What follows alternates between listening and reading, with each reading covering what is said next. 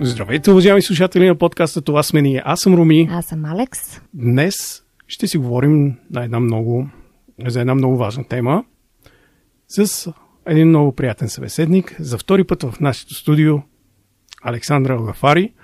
Благодарим, че прие поканата ни. Накратко визитка ще кажеш ли? Али е психотелесен психотерапевт, преподавател. Завършила е психология в Англия, да кажем на слушателите. И в Испания. И в Испания магистратура, нали така? Да. И в България вече самата психотерапия. Психотелесна. Български институт по неорейхианска аналитична психотерапия. Така. Да. Това накратко. Иначе, ако искате да разберете повече за нея, може да слушате предния ни разговор, който ще откриете в YouTube и в Spotify. Да преминем към темата. Поканихме Али по една много важна тема, именно след родилната депресия и за това най-общо казано как се чувстват жените след появата на дете. Първо, второ, трето, мисля, че няма значение. То винаги е, може би, различно или пък идентично, но срещаме своите трудности по пътя.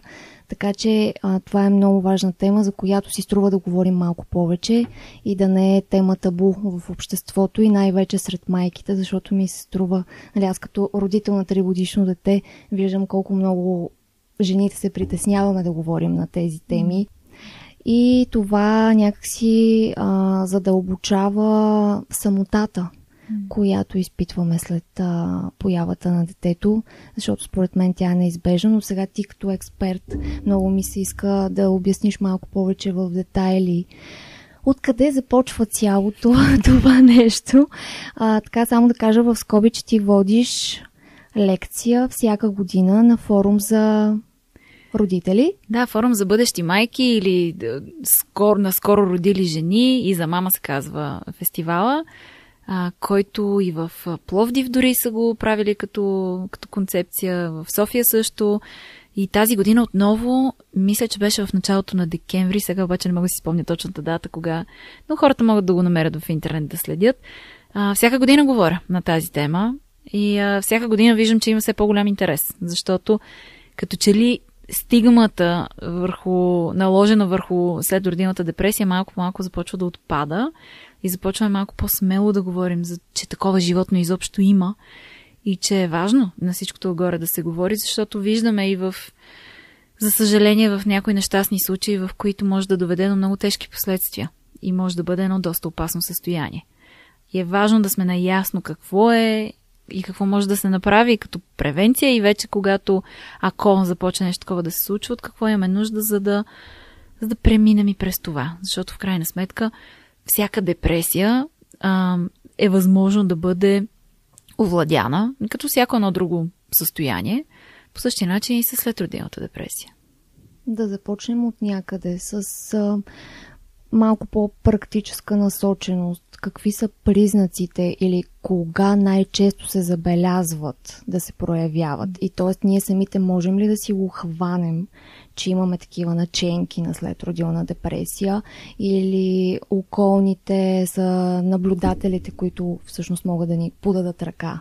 Това е добре на първо място изобщо да си дадем всички сметка, че това съществува, за да може и ако на нас ни се случва като жени, въпреки че и като мъже, защото има един, сравнително малък процент, но близо 10% от татковците също биха могли да изпаднат в подобно състояние, да има следродилна депресия. Да, затова не се говори достатъчно. Ако сме малко по-наясно с това, като цяло, бихме могли хем сами да се хванем по-навреме, хем и околните да могат да са по-наясно и да знаят и те как да реагират. Но може би ми се ще да започна с това, че в диагностичния наръчник на болестите, DSM, и както и в МКБ, в Международния класификатор на болестите, няма такова нещо като следродилна депресия, като отделна диагноза. Всъщност има депресивно разстройство с започване след раждането, по време на бременността или след раждането, което е нещо като нюанс на депресията. Така че следродилната депресия не е нещо, което е съвсем ново, нечувано, съвсем различно, ами това е състояние, което си съществува, което е добре описано и просто вече тук има нюансът на това, че се случва в даден период от живота ни, свързано с конкретни обстоятелства. Та, може би, за да има повече чуваемост и гласност на проблема, може да е добра идея в някакъв момент да се добави, защото те през няколко години правят нови издания на тези наръчници и се добавят или се махат различни състояния, за да може да е по-детайлно, по-ясно описано вече какво е лечението за нещо такова. Та когато говорим за депресия, за да може да бъде диагностицирана, трябва да има, сега не мога да сета точно колко, дали бяха 4 или 5 от списъка с симптомите, които да продължават около 2 седмици или повече. Защото много хора в днешно време размятат тая дума, аз съм депресиран, то малко като аз правя панически атаки и ти си пълен шизофреник и така нататък, което се използва, и другото обсесивно-компулсивното разстройство, просто защото ме дразни, че е разхвърлено вкъщи. Това са всъщност много сериозни диагнози, които не е добре така с лека ръка да ги размятаме напред-назад.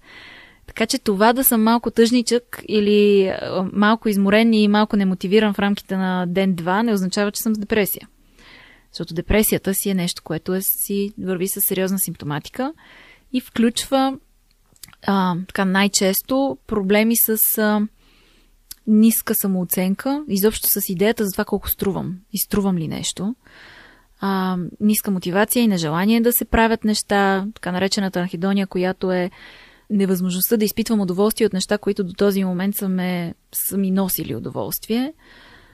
Може да има много чувство на вина, такова самообезценяване и оттам нататък вече най-различни симптоми, като проблеми с апетита, като може да е и в двете посоки. И прекалено много ядене, и прекалено малко ядене. Може да има проблеми с съня пак в двете посоки. Прекалено много сън или прекалено малко сън. И е възможно да има и това, което обикновено често свързваме с депресията, суицидни мисли. Не е задължително да има суицидни мисли, за да наречем нещо депресия, но е възможно да има и особено когато работим с човек, който има депресивни симптоми, това е важен въпрос. Да го попитаме има ли такива мисли. И той да бъде честен пред себе си, пред терапевта си. Да, хората са доста честни за тези неща, защото тези мисли обикновено плашат, въпреки че много хора изпитват срам, че изобщо ги имат. Но е хубаво да знаят, че това често е свързано просто с някакъв дълъг период на отчаяние, нещастие, над всичка тази симптоматика и то вече има и различни хормонални изменения на органично ниво. Така че добре да, ако има такива мисли, да се назоват, за да има какво да се направи по въпроса, да се помогне. И малко за успокоение на хората, които мислят, че сега ако го попитам дали има суицидни мисли, да не би да го предизвикам. Не работи по този начин. Напротив, по-добре е да попитаме. Защото това е начин да се назове слона в стаята и да се сложи тая тема на масата и има шанс да се спаси понякога живот.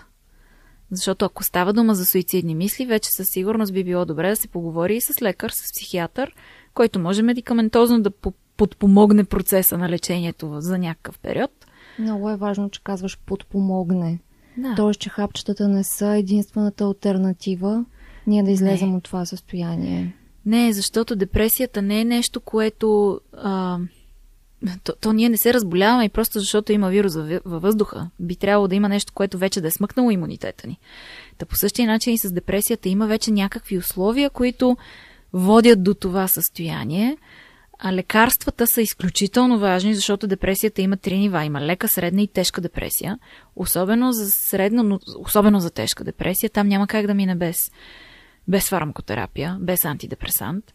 И е важно, за да може да се овладеят тия най-притеснителните симптоми, за да може да се случи вече терапията, психотерапията. А психотерапията няма как да мине без нея, защото там е идеята да се потърсят корените на проблема и да се приложат някакви промени в живота на човека, за да се излезе от това състояние. Добре, симптомите, които ти ми описа преди малко на тези депресивни състояния, много често според мен могат да бъдат объркани с тежката преумора, така да се каже, след раждането на бебето, с липсата на сън, с това, че нямаш време да ядеш, да речем. И според мен това е нещо, което много би объркало жените, дали съм много тежко преуморена и просто нямам време да ям, или наистина нещата вече са излезнали малко извън контрол психически и имам нужда от помощ. Как да различим кога е преумора, кога е липса на време и кога вече нещата са малко по-сериозни и изискват външна помощ от специалист? Ами това е наистина важно, че го казваш, защото това са част от утежняващите фактори при следродилната депресия. Защото при депресия бихме могли да говорим за точно проблеми с съня, проблеми с апетита. Би могло да има общо с свръхумора. То затова в депресията и бърнаута много си приличат като симптоми. Има нещо, което на английски го наричат baby blues. Те синият цвят го свързват с тъгата и с отчаянието. Това е състояние, което не е нетипично за голяма част от жените и то тук вече е по-свързано с факта, че раждането е един от процесите, в които има най-рязка хормонална промяна в тялото изобщо. То е буквално бебето излиза от теб и хормоните в рамките на секунди вече са различни. Което е, дори за повечето жени е познато как след раждането треперят много дълго време, защото има едно абсолютно пренагласяване на цялата ендокринна система в тялото. Така че дори само заради органиката е нормално да има някакви симптоми. Разбира се, това с умората, с глада, с самотата, защото това също е много важен фактор. Би могло да допринесе за утежняването. Сега пак казваме, за да го класифицираме като депресия, трябва да има няколко от най-важните симптоми, трябва да има един или два от тях и трябва да има още няколко от тези, които са по-леките, да кажем, като с апетита и разстройството на съня и така нататък. И трябва да продължават минимум 2 седмици. За да го кажем, че все пак е следродилна депресия, би трябвало началото да е или по време на бременността, или в рамките на няколко месеца след раждането. Може ли да има на малко по-късен етап да се проявят такива симптоми? Да речем, първата година си много мобилизирана в това да отглеждаш изцяло 24/7 да си на разположение и след първата година, в момента в който започват малко по малко да се успокояват нещата. След мобилизацията. Да. И да се появи. Просто по диагностичните наръчници, за да е следродилна депресия, трябва да е в рамките на следващите, мисля, че бяха 2 или 3 месеца, да е старта. Но човек може да отключи депресия по всяко едно време в живота си и всякакви различни фактори могат да бъдат причинителите. И тук може би е добре да поговорим наистина за нещата, които го правят толкова сложно при младите майки, като за татковците също би могло да важи. И едното от нещата, което може би е най-сериозният фактор е огромната промяна в битието на човек. Огромната промяна в начина на живот, в това, че буквално до вчера ти си бил сам със себе си, от днеска вече трябва да се грижи за едно друго човече, което изцяло разчита на тебе, изцяло зависимо е. И за някои хора може тази транзиция да е много, много трудна. Сега това може да е по ред причини. Сега едната причина, разбира се, би могло да бъде, ако това е наистина нещо много неочаквано в живота на човека. Ако това не е... Сега то не, че някой някога може да бъде напълно готов да бъде родител. Ще да те питам, възможно ли да си готова напълно пък за това и как се подготвя жената въобще за това? Ами, имам разни хрумки как може да се подготви, но напълно готов да бъде човек. Нито майката, нито бащата могат да бъдат готови, защото е огромна промяна, неочаквана промяна. Когато говорим за първото дете, нали така? То и за второто. Важи и за второто. И за третото, и за което ще е подред. Всеки път е различно, защото първо, че всяка бременност може да бъде различна, второ, че всяко дете, което идва, си е различно само по себе си. И ако първото ти дете спи и е спокойно през нощта, второто дете може изобщо да не е така. Така че изобщо няма никакво значение колко на брой са децата или каква е разликата между тях толкова, като всяко дете може да бъде различно и всяка бременност може да бъде различна. Да не говорим, че ние сме буквално днес и утре ние сме различни хора. Така че със сигурност има много голяма разлика, би могло да има. И не е толкова от значение дали е първото дете, но това да си напълно готов няма как да се случи. Все пак има ли някакви изследвания, дали по-често се среща след първо раждане, второ? Има ли някакви проучвания по този въпрос? Това е много интересен въпрос. Знаеш, че не съм търсила. Може би това е добра идея да потърся. Все пак, дали второ и трето раждане със сигурност и тогава може да има, наистина, както описа, нещата са различни, дали все пак човек не придобива някакъв опит и някои неща успява да ги тушира. Точно за подготвеността, все пак. Ти ако спанеш в поредна нова ситуация. Той има и друг вариант. С едно дете е по-лесно, отколкото с две деца. И особено ако има малка разлика, ти знаеш, ти имаш две пеленачета. Зависи, тъкмо ще да кажа, ако разликата е голяма, може първото да гледа второто. Което не е добра идея, или родители, децата ви са деца, не са родители на вашите деца. Това е добре, че и всяко дете има право, изконно право на своето детство. Да.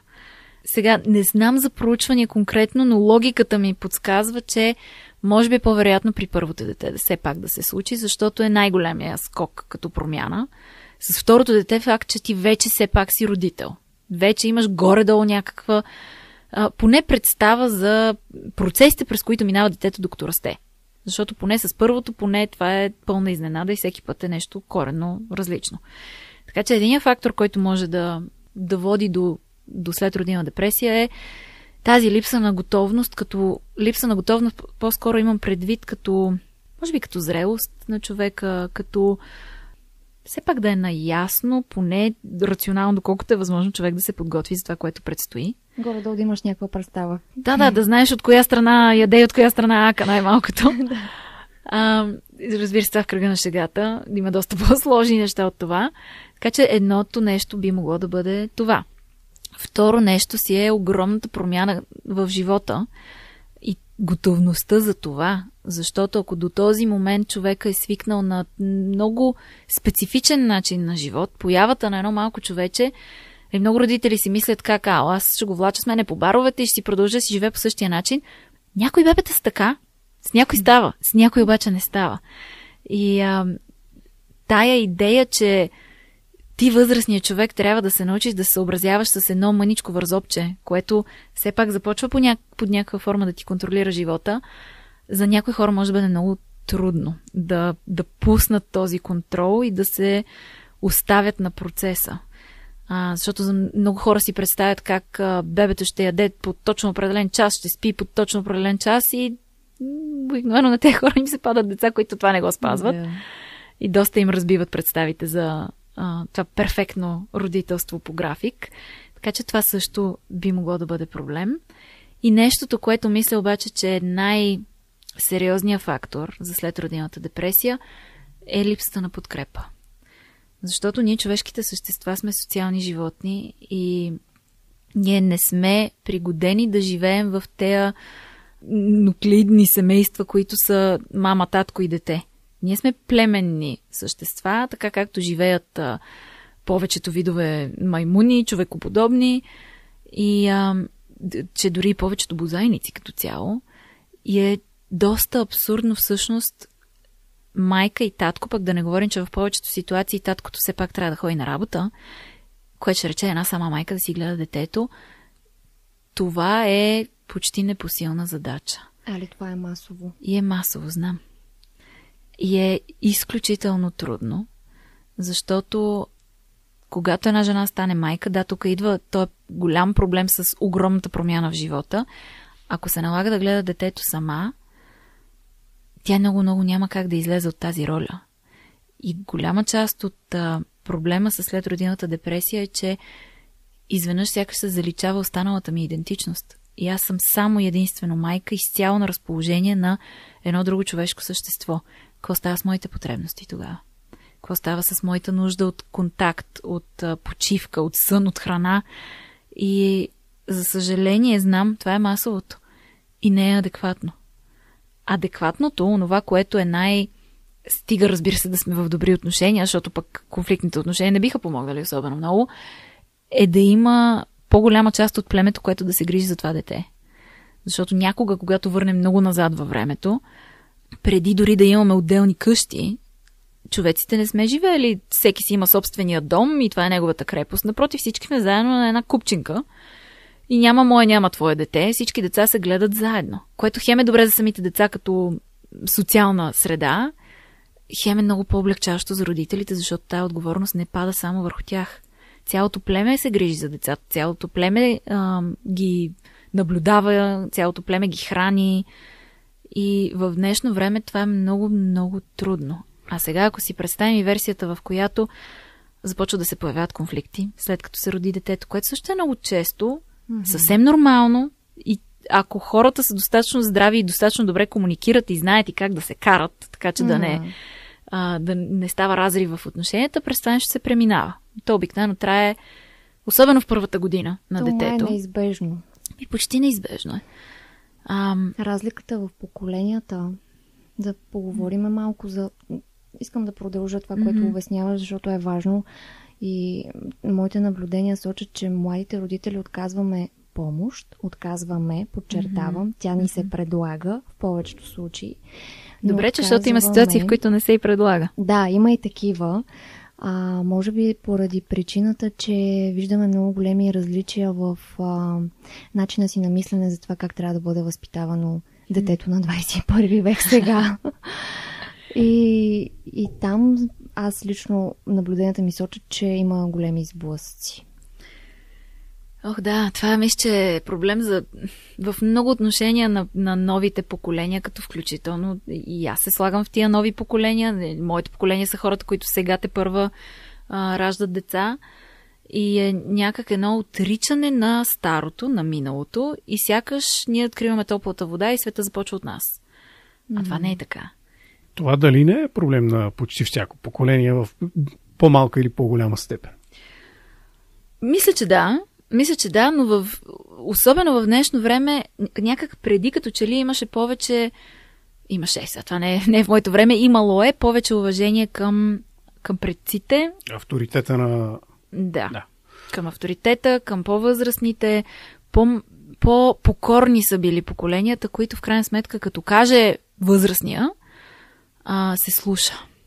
Все пак сме в патриархално общество и много дълги години, поколения назад, това е било много важно. Да не говорим, че тогава сме живеели на групи. Това да има младо семейство, отделен собствен дом, няма такова нещо. Невестата отива да живее при семейството на мъжа си. Дори имаме един такъв обичай на говеене, в който младата невеста отива и в продължение на, дали не беше една година, мълчи. Абсолютно мълчи в тази къща, защото е подчинена, тя е нова там. И чак след тази една година започва да говори и да се обажда. Така че има го това страхопочитание, това уважение, дори в малко по-крайните версии, което в днешно време го няма. А и в днешно време има много повече свобода. Да не говорим, че има много повече информация. Защото днеска мога в Google веднага да чукна в Google в чат GPT и да го питам, дай ми 3 най-добри стратегии за отглеждане на дете и мога да му задам какви ли не условия, да му кажа географската ширина, на която това дете ще се гледа, условията, социално-икономическия статус и най-вероятно ще изплюя нещо качествено. Но е тъжно, че отказваме тая помощ, която даже малко така ще си позволя по-провокативно да го кажа. Голям проблем, който срещаме, че бабата или дядото ще му дадат на детето да яде шоколад. И това е как не, той не трябва да яде захар до не знам си колко там години. Не е ли проблем? Много добър пример. Така, да, аз също съм против това да се яде захар на ранна възраст. Обаче, по-добре това дете да изяде един шоколад, но да има баба и дядо, от които може да научи страшно много неща, защото това е безценна връзка. Страшно обогатяващо и, за съжаление, ние, милениалите и надолу, започваме да забравяме колко всъщност ни е било ценно да прекарваме време с бабите си и дядовците си. Но тук няма ли да пропукаме баланса на родителския авторитет, защото то ще се започне с един шоколад, но това дете ще иска съответно и от нас. Нали? Въпрос на граници. Да, бабите как да ги поставим тези граници? Така, родителите са те, които добрите възпитават. И лошите ченгета малко ще ги играем. Да, и то почти винаги е било така. Родителите са тези, които възпитават, бабите и дядовците са там, за да по-скоро за да се грижат и да радват. Тук го казвам и за да върна малко и към темата за следродилната депресия. Ами честно казано, по-добре детето ми да изяде едно шоколадово яйце, но да го гледат баба му и дядо му, за да можем аз и мъжа ми да прекараме време заедно, или аз да отида да се видя с приятелки, да си спомня, че съм жена, освен че съм майка. Нищо няма да му стане фатално на детето. Разбира се, някакви правила и граници има, в които не може да яде по 3 шоколадови яйца на ден или всеки божи ден. Но не е и целта да се караме като махленки, че видиш ли, то му е дадено да яде неправилното все пак брашно. да не забравяме, че тези хора са отгледали нас, нали? Да. И ние някак си Щом смятаме, че сме от нас... функциониращи, да. Щом смятаме, че от нас е станал човек, Да. вероятно Значи балансът няма е да е много толкова важен. страшно. Да, защото наистина връщам се и към това, тази самота и липсата на подкрепа са абсолютно пагубни. И затова е толкова важно за младите майки. Сега, разбира се, аз имам приятелки около себе си, които нямат възможност да имат баби и дядовци около себе си, но това, което се прави е, дават детето някой път на приятелка. Независимо от тази приятелка има ли деца, няма ли деца, нищо няма да стане за няколко часа да го гледа детето, ако има тая възможност. Ако има финансова възможност, разбира се, детегледачка за, ако ще за час-два да е само. И всякакви други версии на излизам с детето на кафе с приятелките. За всички майки, които ще кажат, ама не, то е невъзможно, то ще търчи напред-назад и ще реве. Може би има нужда да поработите върху поставянето на граници, защото съм виждала много различни версии на деца, които разбира се, че са деца, разбира се, че ще се забавляват, няма да седат мирно на масата с ножа и вилицата да ядат нещо, но има как да се държат по един начин, който да не застрашава тях и начин, по който да не е прекомерно много да пречат на околните хора, но е хубаво да се прекарват такова време в групи с други хора, да се търси особено подкрепа от други майки. Да не се изолира майката. Да. Изолацията е едно от най-страшните неща. А това за отказването на помощ и опита да се изглежда това дете изцяло самостоятелно, нали? Струва ми се някакси, че тези родители твърде много се опитват да докажат своята самостоятелност. Да, и това вече е едно от нещата, които като говорим за поколения, по принцип е проблем. Всяко поколение си има неговите така преобладаващи травми. И това, което за нас милениалите важи е, че повечето от нас много имаме нужда да се доказваме.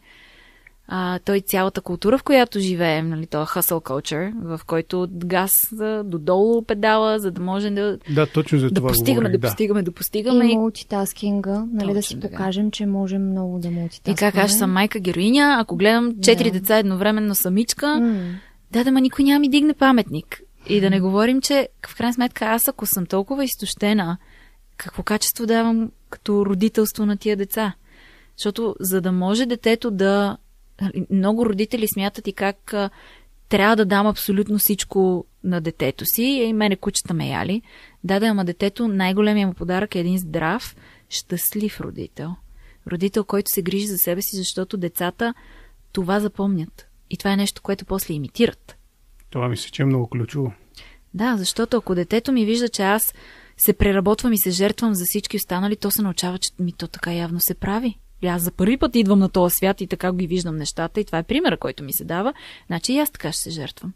Докато ако родителя показва, че му е важно да има време за себе си, че е важно да има социална среда, че не може винаги на всяка цена да се обръща внимание на детето, това става дума след първата годинка. В първата годинка винаги реагираме на всичко, защото детето не може да се глези. Няма достатъчно развита мозъчна кора, за да има такива причинно-следствени връзки. Щом ни вика, значи има нужда от нас. Но е добре да му дадем пример за това, че ние заслужаваме добър живот, защото това ще го имитира после. А не да се чудим, то детето ми, защо миличкото не е достатъчно уверено и му куца самочувствието, като аз целия си живот съм дала за него. Именно. То на това се е научило и това имитира в последствие. Така че най-големия подарък, който можем да направим, е да му покажем, че ние заслужаваме да сме добре, не за сметка на неговите нужди, но все пак, особено като поотрасне малко, когато и то трябва да се научи да се посъобразява, да му го покажем това, за да може и то да знае как да живее по един с повече размах, всъщност, с повече смелост и да знае, че има право на щастието си. А с чувството за вина, което постоянно изпитват майките, добре да не кажа постоянно, но преобладава така през първите месеци, година, две, особено тези, които се връщат по-рано на работа. Там ми се ще да засегнем малко тази тема. Дали тази следродилна депресия би се повлияла положително, ако майката се върне по-рано на работа, т.е. върне се в своя социален кръг, или точно обратното, биха се усложнили нещата и би се задълбочила една такава депресия? Би могла да се задълбочи, защото ето всъщност нещо, което не казахме за следродилната депресия, че по принцип има по-висок процент на следродилна депресия при раждане секцио, защото при естественото раждане, при преминаването на детето през родилния канал, се отделя страшно много окситоцин. Той окситоцин е ония хормон, който е необходим за контракциите, за да може да се изгони плода, както се казва официално, и за да може да се случи раждането. Това е същия хормон, който се отделя в телата ни при кърмене, изобщо при стимулация на зърната, и същия хормон, който се отделя при прегръщане. Начинът, по който го наричат на ненаучен език, е хормона на любовта. Изключително важен, за да можем да създадем тая връзка с детето си. И при раждането секцио това нещо се спестява.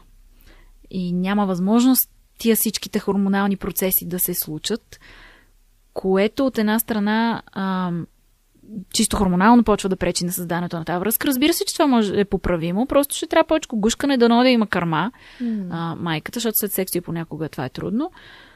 Но повече гушкане, повече време прекарано заедно, гледане в очите, докато го храни, ако ще и с шише да го храни това дете. Тия неща се възстановяват, но по принцип, чисто органично, физиологично, може да има едно преживяване, че заради непреминаването на детето през родилния канал и неосвобождаването на тия хормони, буквално тялото на майката реагира така, сякаш нещо не е наред. Сякаш раждането не се е случило.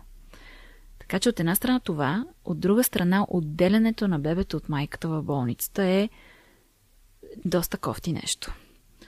Сега, разбира се, ако има някакъв медицински проблем и трябва да се реагира на секундата, естествено, че е по-важно да спасим живота, отколкото да не го травмираме детето. После има терапия за тая работа. Да. Но ако е възможно, още при самото раждане веднага детето да се даде на майката, ако майката не е в състояние на таткото или който там е с нея, някой да го гушне. Сега за самата майка ще е добре да си бъде тя самата, защото когато отделят детето, това, което тялото ни възприема, щом няма там бебе, което аз да кърмя и да гушкам, значи бебето ми най-вероятно е умряло. Бебето преживя също нещо. Щом мама я няма да ме кърми и да ме гушка, най-вероятно тя е умряла, съответно и аз ще умра. И оттам започват още ранните травми, които пак казвам, разбира се, това е нещо, което в терапията после се отработва, не е нещо фатално, но би могло да бъде доста кофти и усложняващ фактор за една следродилна депресия. Да питаш ти за връщането на работа, не е добра идея. И ние в България сме благословени с това майчинство, което може да бъде 3 години. Със сигурност първата годинка е много важно да сме там и да можем да реагираме на всяко повикване на детето. Би било прекрасно да може и 2 години това нещо да се случи. Така че не е идеята да отделяме майката от бебето. Това може дори да доведе до депресия и за много майки, които им се налага, особено в чужбина, като например в Щатите, където 6 седмици е само майчинството. Теб корема не ти се е прибрал още. Да. Дет се вика, шевове не са ти свалили, ако имаш такива, ама да се връщаш на работа. Има много тежки последици за майките като преживяване, защото и много жени са ми го разказвали, то е ужасящо преживяване да се отделиш от детето си. И даже като един пример го дават много колеги. Айде представете си на една горила, как някой и казва, то горилчето ти трябва да спи отделно от тебе и ти трябва да ходиш да вършиш някакви други работи. Ще ти откъсне главата. И това е инстинкта майчинския. Да си до детето. Сега при една наистина депресия това би могло да се наруши като инстинкт, ама е важно да има намеса тогава, дали терапевтична, дали медикаментозна, за да може това нещо да се възстанови. Така че за социалния кръг по-скоро да се търсят други майки или приятелки, изобщо други хора, но не да се връщам на работа и да си оставям детето някой друг да го гледа. Ако една жена бърза да си тръгне от детето си, бих задавала доста въпроси. Какво се случва, какво й липсва всъщност, има някакъв друг проблем. Много е вероятно да й липсва подкрепа, социалния контакт. Много е вероятно да е било трудно да приеме тая промяна в живота си. Особено пък за жените в днешно време, на които ни се обяснява как трябва да гоним непрекъснато кариера и да постигаме и да се борим в корпоративната, там по стълбицата да се катерим. Да, ама забравяме онова най-свещено нещо, което ни е дадено. Ние сме портала между тоя и ония свят. И жените сме тези, които довеждаме живота в този свят. И е нещо толкова красиво и свещено, че е добре малко да върнем обратно блясъка на тая роля на майката. Ама не за пред социалните мрежи да върнем блясъка, защото това е друга тема, която искам да отворим. Влиянието върху младата майка. Инстаграм, Ютуб, ТикТок, въобще е цялостно. Аз съм се хващала, че изпадам в такива... Хващала съм се, че така се подхлъзвам по Инстаграм снимки на млади майки. Хващам се, че се сравнявам понякога. И от една страна си казвам, ти много добре знаеш, че това не е реалността, която виждаш. От друга страна обаче го има... Ами добре, аз защо не изглеждам така? Аз защо пък не пътувам толкова много, нали, с детето ми? Аз, моето дете пък що не може да ходи на заведение?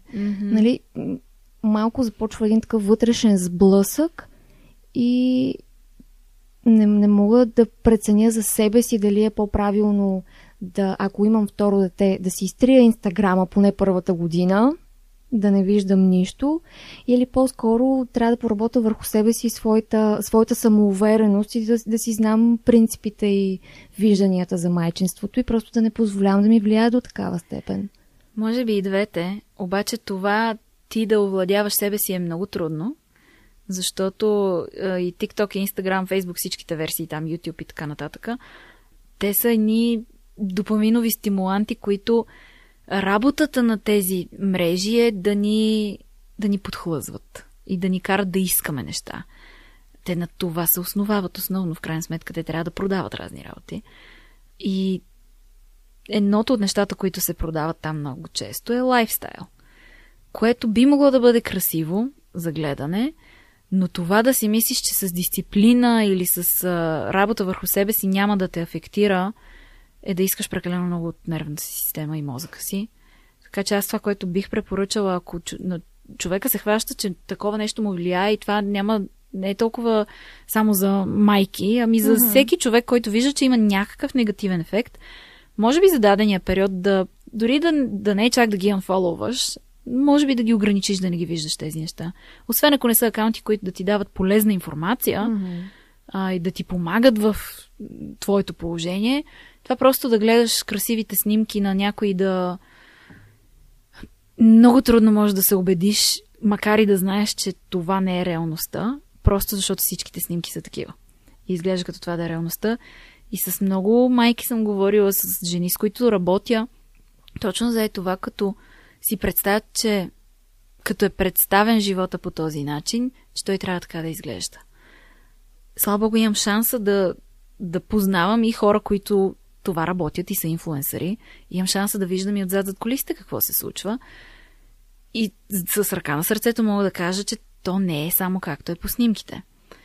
И разбира се, има такива акаунти и такива инфлуенсъри, които доста по-честно споделят, казват и за трудностите, но там, където се показва само красивото, ако сме склонни в този момент да се обвиняваме и да си търсим косурите, може би е добра идея да поработим върху себе си, обаче да го ограничим, да не го виждаме. За какво ни е това в момента? И може би така все пак успокояващо за майките, няма по-добра майка за вашето дете от вас. Това да си следваш ти твоя инстинкт и да слушаш детето, защото това е не по графиците, защото така някой е казал или е написал, ами наистина собственото си детенце да наблюдаваш, това е най-добрия пътеводител изобщо в родителството и да си слушаш интуицията. Малко за бащата и ролята му след появата. Тъкмо това щях да питам. Да погледнем и от тази гледна точка. Какво има на мъжете, когато забремене жена му, приятелката му, там партньорката му, кой както иска да си я нарича, но какво има на тях? Какво се случва в техните глави? Но какво се случва? Много зависи наистина от това, що за човек е. пак зависи от зрелостта на човека. Има хора, които изобщо не са подготвени за отговорността на това да бъдеш родител. Има хора, които някак и не участват особено много в самата бременност. Нерядко това е заради отношението и на майката. Някак майката се едно не включва бащата в бременността. Напоследък много се говори за това, че не е бременна, само жената ми е двойката бременна. И съм срещала доста майки, които казват той какво да прави по прегледите с мене, ма как така ще идва на раждането с мене, за какво ми е там да го мисля него. Ма това е възрастен човек, възрастен мъж. Това дете е и негово на 50%. И в крайна сметка е добре да бъде включен, защото тези липсващи бащи, които трудно се свързват с децата си, обикновено започват да се свързват чак като детето почне да става вече на 3-4 и може да има стандартна комуникация с него. Обаче повечето татковци, които наистина са включени в процеса и си идват на всичките там ултразвуци и така нататък, имат шанс да му видят ръчичките, да му чуят сърчицето. И това са неща, които влюбват. И са нещата, които започват да градят връзката. Включително, ако е възможно, аз съм привърженик бащата да присъства на раждането. Най-малкото, защото може да има някакви причини майката да не е адекватна след самото раждане, да може да поеме детето. Но и в крайна сметка това е партньора й. В едни така по-идеални условия би трябвало да имат достатъчно добра комуникация тия двама партньори, за да може майката, която факт, тя физически износва детето и минава през трудността на раждането, но е добре бащата също партньора и да бъде там, да бъде подкрепа. Да имаш, би трябвало това да е най-близкият ти човек, който да е друго като ти хване ръката. Или като е там до главата ти и ти говори. И те успокоява. А сега какво се случва при татковците? Различни неща. Някои са по-нетърпеливи от майките и са по-развълнувани, по-притеснени и по-внимателни даже от майките. И има и такива, на които им е доста трудно това преминаване от ергенския живот, едва ли не, в бащинството. Защото това си е един път на индивидуация, на съзряване, на порастване, на себеактуализация, както бих казали така по пирамидата на Маслоу, най-висшата ни потребност. Това важи и за майката, разбира се. Това е процес на порастване. Добре е и бащата да не забравя, че свободата му не изчезва. Но идва период, в който тая свобода всъщност се разширява. Защото вече имаш свободата хем да си създал живот, ама да създадеш живот и да създадеш човек са две различни неща. Така че това със създаването на живота е по-лесната работа. Създаването на човека след това вече си иска доста благородство, доста така да сме наясно с ценностната ни система. И е хубаво някак мъжа да е спокоен в собственото си мъжество за един такъв процес. За да може да бъде уния подкрепящи бащи, които сме слушали едно време или сме чели по книгите, уния бащи, които учат на ценности, учат на какво да правиш с парите си, защото това също е мъжка работа, учат те на отстояване на граници, да, и изобщо на онова важното във външния свят. Нали, как да се вписвам в социалната среда, татковците много учат на увереност. И ще е добре и те да са наясно с тия теми за себе си, за да могат да ги предадат по възможно най-добрия начин на своите деца. Като разбира се, не говорим за никой не е перфектен, нито майките, нито бащите. И всички винаги правят най-доброто, на което са способни. Нашата отговорност като родители е да си задаваме въпроси. Не обаче да прекаляваме и да отиваме в синдрома на свръханализирания пациент. В днешно време всичко живо чете книгите за как да бъда най-добър родител. И всъщност страшно много тревожност идва от това. Затова го казах, че в крайна сметка вие сте най-добрите родители на това дете. Дори ако вярваме в малко така по-езотеричното, окултното, в крайна сметка душата на това дете е избрало да дойде при тези родители. Така че вие сте най-добрите родители за него. И може би всички трудности, през които това дете ще мине, има нужда от тях. За да може да стане човека, който има нужда да стане. Нашата работа като родители е да го подкрепяме по този път. да се превръща в човека, който има нужда да бъде. Ти в началото на разговора ни спомена, че бащите също е възможно да преминат през депресивни състояния след раждането. Същата ли е симптоматиката, която тогава изброи? Да. Пак е добре да потърсят помощ, без да се срамуват, защото при тях може би е още по-голяма стигмата с ходенето на терапия. Не знам, ти какви са ти твоите наблюдения? Работиш ли с млади татковци? Към момента не, но по принцип стигмата за ходенето на терапия обикновено, то даже, да, може и да е стигма. Стандартно от хората, ходещи на терапия, 70-80% са жени. Просто така е навсякъде по света. Аз имам щастието да работя и с немалко мъже, да ме избират все пак за техен терапевт.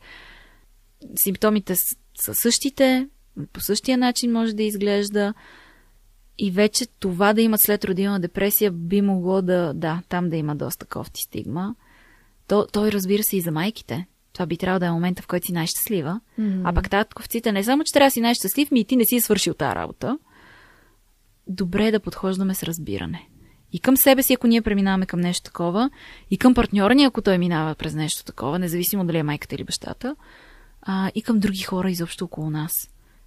Това е доста труден период, доста труден момент с раждането на едно дете и с промяната, коренната промяна в живота. Каква е правилната реакция, ако един баща, усети, че партньорката му, съпругата му показва симптоми на депресия? Не да тръгне да сочи с пръст. Не и да каже, какви са тия лигавщи? Да, това със сигурност не. Ама не и веднага да каже, ти си депресирана. Може би да седне и да поговори с нея и да я попита как се чувства. Да й каже, че е там за нея. Да я подкрепя. Че е нормално да има трудности в този период, но през каквото и да се случва е там и ще минат заедно през това нещо. Тоест да окаже подкрепа. Да окаже подкрепа, да зададе въпроси. И някак в оказването на тази подкрепа да създаде безопасно пространство, тая майка да си позволи да каже, че всъщност нещо не е наред. Трудно е много. Наистина, това е периода, в който уж се очаква точно да сме на седмото небе от щастие, най-нирвана, прекрасния момент в живота ни. Постове в Инстаграм, да. Сблъска с очакванията и реалността всъщност според мен е много труден за преглъщане и за преработване и приемане. Нещо, което може да прави таткото от време на време, е той да поема грижите за детето. В крайна сметка 21 век е и вече, слава богу, повечето татковци помагат с приспиване, смяна на памперси. Сега не могат да го накърмят детето, но правят пюрета вече като ще се захранва, за да може майката да прави нещо друго. Ето вчера дори, защото съм горда леля на почти едногодишна хубавица. Да, Амая.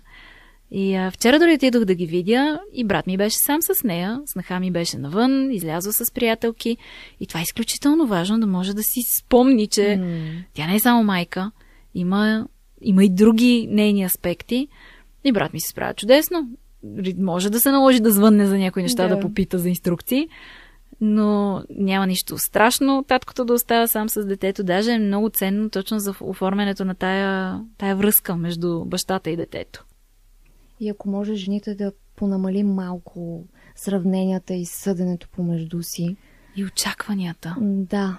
Една от причините за депресията е, че имам очаквания, които после не са изпълнени. А ако съм в реалността, и то не е лесно. Лесно е да се каже, трудно е да се направи, но да съм в реалността и да приемам нещата такива, каквито са. Бебето ми не спи най-много. Мога да потърся консултант по детски сън, защото тия хора чудеса правят понякога. Или може да има някакъв друг казус, нещо с детето, някаква трудност. Ако можем да пуснем очакването, че трябва да бъде различно, че трябва да бъде перфектно и просто да присъстваме там и си кажем такова е сега в момента. Слава Богу, никой не е останал до 20-та си годишния да се напишква в леглото и да се нааква и никой не е продължил да реве и да буди мама по нощите. Че всичко е временно и е момент. Временно е. Да. Временно е, дори да е много трудно. Включително имам приятелка с близнаци в момента, които са на... Кой месец сме в момента? 6-7 месеца някъде. И това го има като версия. Хич не е лесно, ама с търсене на помощ, с признаване на трудностите и смело говорене за тях, Някой път има нужда и да си помрънкаме.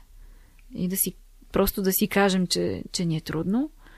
И като се пуснат тия очаквания, че трябва да бъде нещо различно, става много лесно, може би не е точната дума, но има все пак някаква доза успокоение в това, че и това ще мине. Можем ли да дадем някакви насоки към какви терапевти да се обръщат майки, когато усещат така, че имат по-депресивни състояния, защото ми прави впечатление, че са се навъдили какви ли не псевдокоучове, психолози, нали, хора, които са завършили просто един семинар и вече работят като психолози.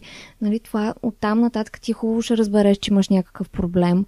Обаче какво правиш, къде търсиш качествен специалист, който наистина може да ти помогне?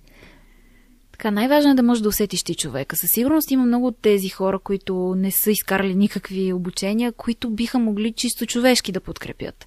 Обаче е важно да има все пак инструментариум, особено когато става дума за по-тежки състояния. Не е идеята да отида при някой, който да ми казва как мисли положително и дишай дълбоко. Не върши работа това. Тук си има понякога специфики, които трябва човека да е обучен и да знае какво да прави. Така че като подсказка може на сайта на института ни binap.eu или на сайта на професионалното ни дружество neurehyanstvo.org или на сайта на Българската асоциация по психотерапия, където има списъци с членовете на дадените организации, с терапевти, които са обучени. На повечето от тези сайтове има кратки биографии на терапевтите. Те казват с какви проблеми работят.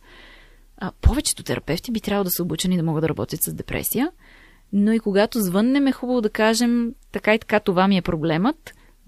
Бихте ли работили с подобен проблем? И чест прави на терапевта, ако каже да, имам опит с това или да, бих работил с това. И ако каже също и не, това не е нещо, с което аз се занимавам.